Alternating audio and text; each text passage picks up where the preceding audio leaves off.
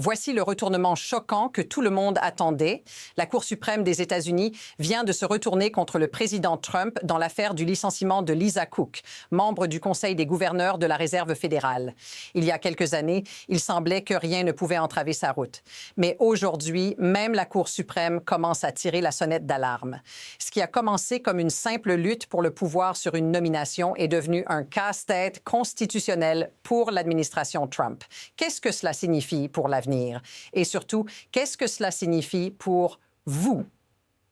Restez avec nous, car ce qui va suivre pourrait bien remettre en question tout ce que vous pensiez savoir sur la politique et le pouvoir aux États-Unis.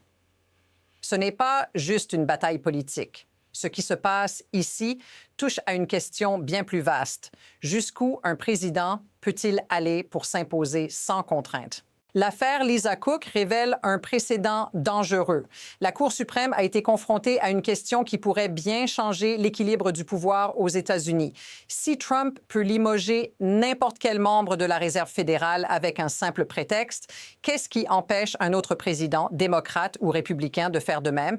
Imaginez cela. Un futur président, qu'il soit de gauche ou de droite, qui décide de manipuler les institutions fédérales selon ses propres convictions.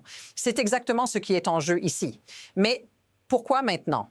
Pourquoi est-ce que cette décision pourrait avoir des conséquences énormes pour la politique américaine dans les années à venir? Et surtout, qu'est-ce que cela signifie pour vous si ce pouvoir devient la norme? La vérité commence à émerger dans cette bataille juridique et elle n'est pas belle à voir. Trump a toujours cherché à se donner des pouvoirs illimités, mais ce que la Cour suprême lui propose maintenant dépasse toutes les attentes. Il ne s'agit pas seulement d'une affaire de politique, mais de la Constitution même des États-Unis. Lors de l'audience, certains juges, comme Kavanaugh, ont exprimé des préoccupations sérieuses. Laissez-moi vous dire ce qu'ils ont dit. Si nous permettons à Trump de limoger les membres de la Réserve fédérale pour des raisons qui ne nécessitent même pas de preuves, quel contrôle aura-t-on lorsque ce pouvoir sera entre d'autres mains? Et là, c'est le moment où la situation devient encore plus alarmante. Qu'est-ce qui se passe quand un président ou un futur président peut simplement dire « c'est pour cause » sans rien prouver? Comment ce pouvoir peut-il être détourné et qui en pâtira? Bien sûr, cela affecte vous directement, car cela va bien au-delà de la politique de Washington. C'est la stabilité économique qui est en jeu. Ce n'est pas juste une question juridique, c'est un véritable test pour l'avenir de la démocratie américaine.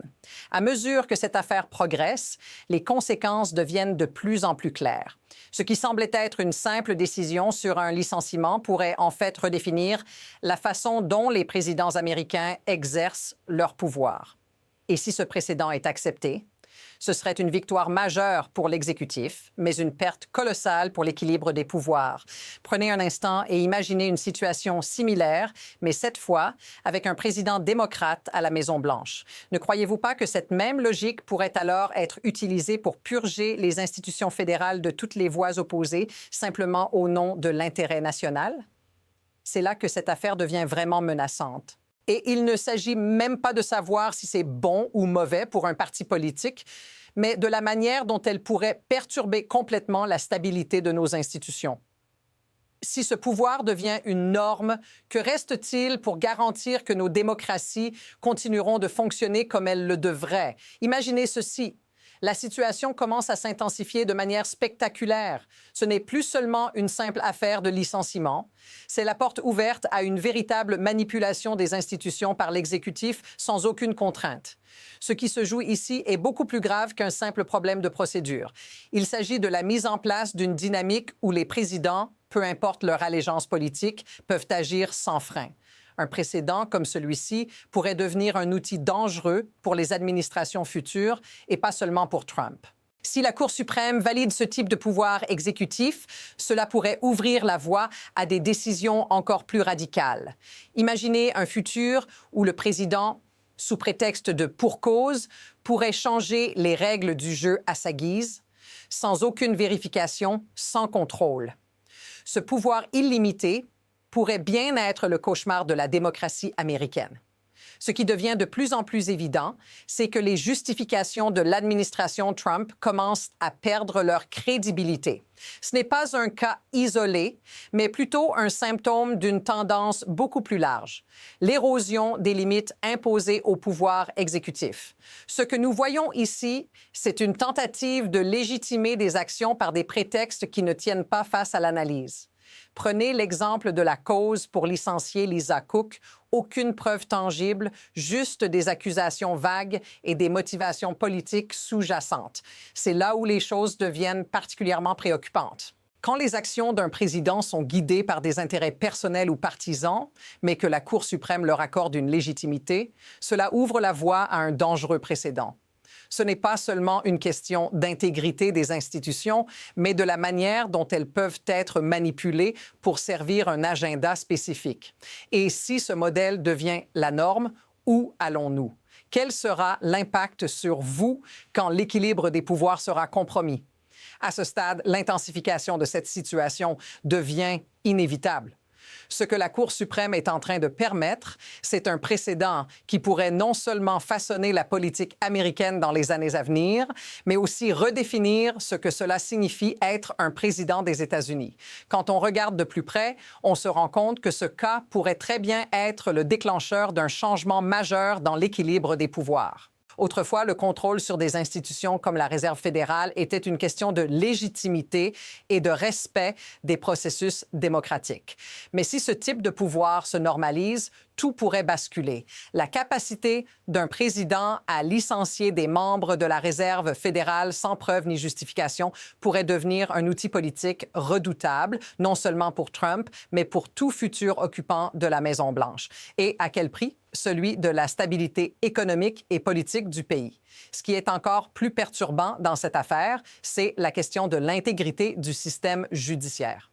Au lieu de remettre en question les actions d'un président potentiellement malhonnête, certains juges semblent privilégier une vision idéologique qui pourrait bien avoir des conséquences désastreuses à long terme. La Cour suprême, censée être le dernier rempart de la Constitution, se trouve ici dans une position où elle pourrait laisser passer des abus de pouvoir en raison de considérations politiques.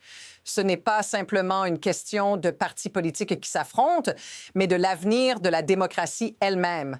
Si l'on permet à un président d'agir sans aucune contrainte, de manipuler les institutions selon ses désirs, alors quel sera le rôle de la justice?